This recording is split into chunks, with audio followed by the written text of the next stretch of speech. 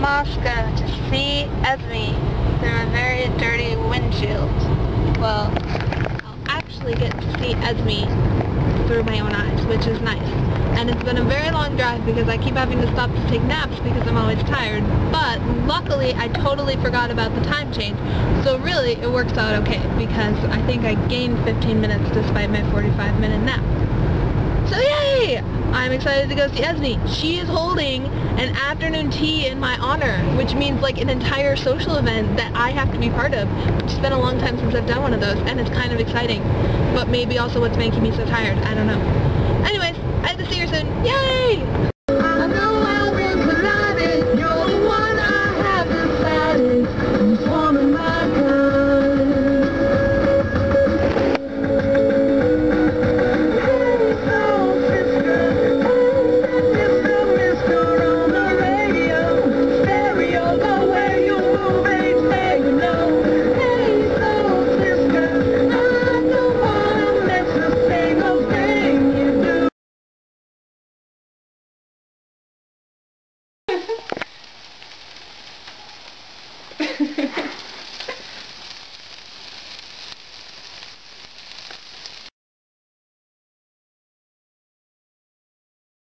I am here with Rhiannon, James, Lori, and we are conducting an interview. So Rhiannon, inquiring minds, such as my parents, want to know why you have changed your name. So, why I changed my name? The reason that I was dissatisfied with my old name were that I never liked my first name. It never quite felt like me.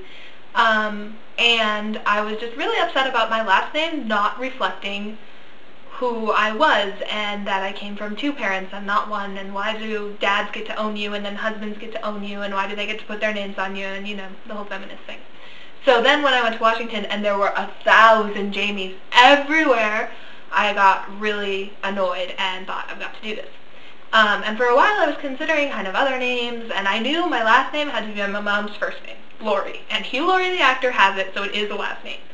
But then my first name came out of, my mom had mentioned once that she was going to name me Rhiannon, but then she found out that it meant witch, or like magical woman.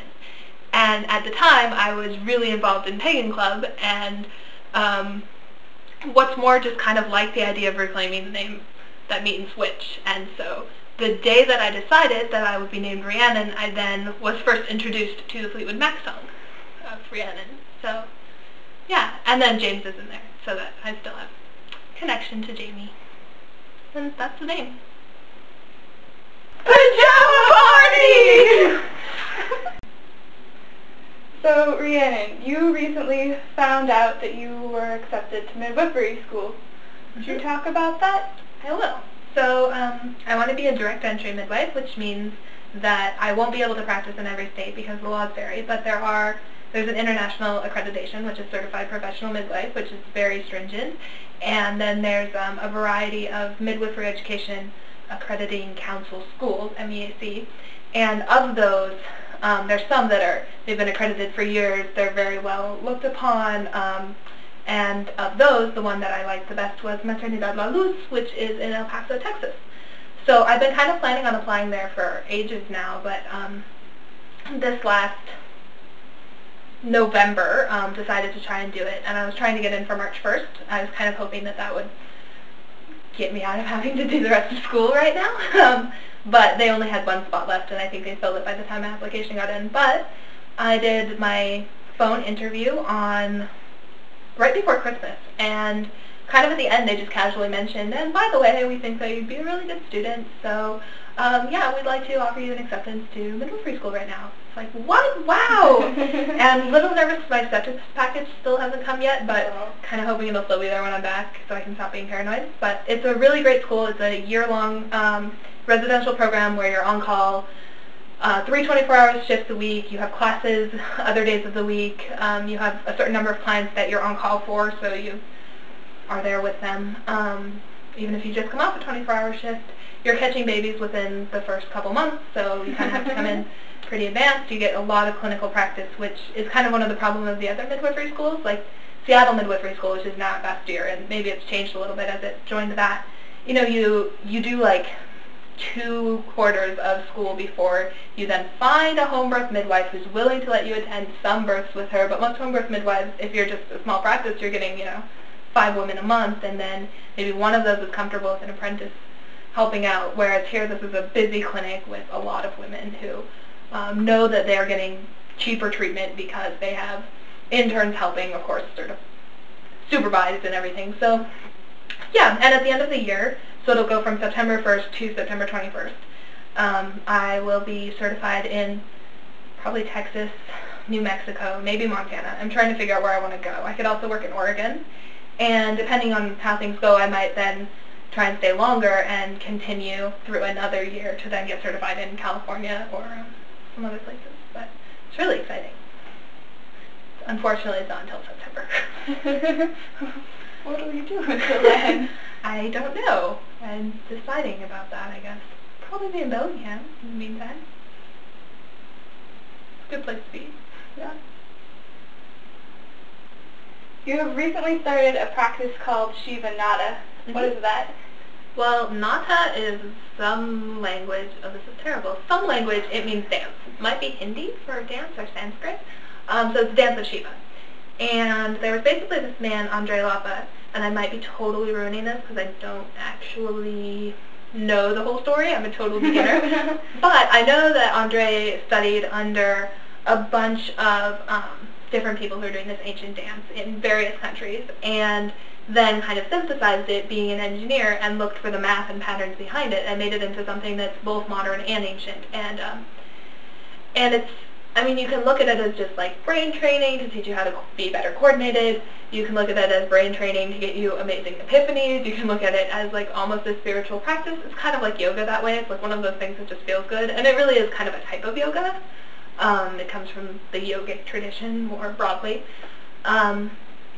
So yeah, basically, at least the first level, there's 8 levels, but the 8th is just theoretical. No one's made it to that. And what you're trying to do is you're trying to work on your patterns and your relationship with chaos. And the first level is about connecting 8 points in space in every possible way in pattern actions, and then points with your feet as well.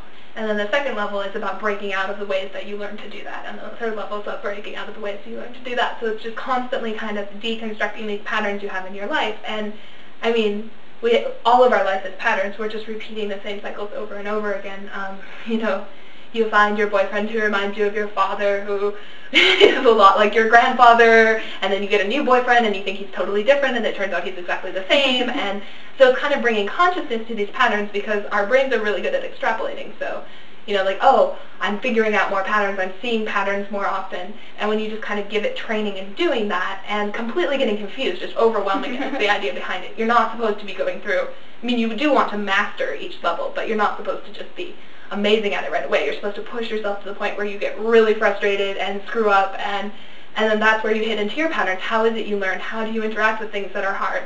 And your brain's already looking for patterns. So then afterwards, and not always, but generally, especially if you give it time and space to happen, you just get these kind of and they sound so stupid, like, I need to work less.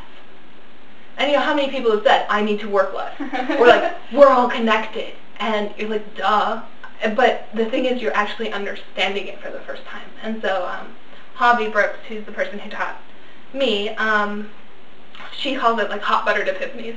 And I think she has a post out there somewhere about epiphany sounds so stupid. It's so annoying that you have to then tell people this is my grand epiphany, and they don't understand.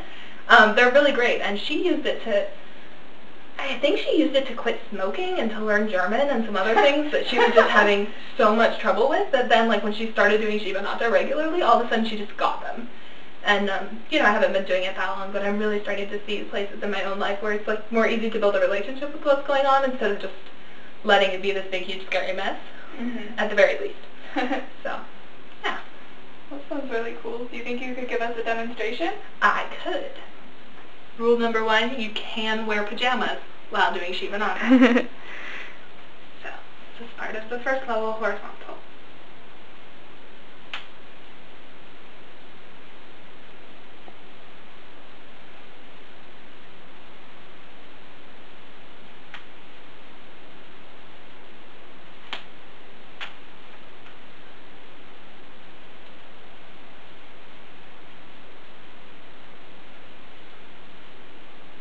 and then I'll do the same start with the verticals, which I'm not as good at, but I will try.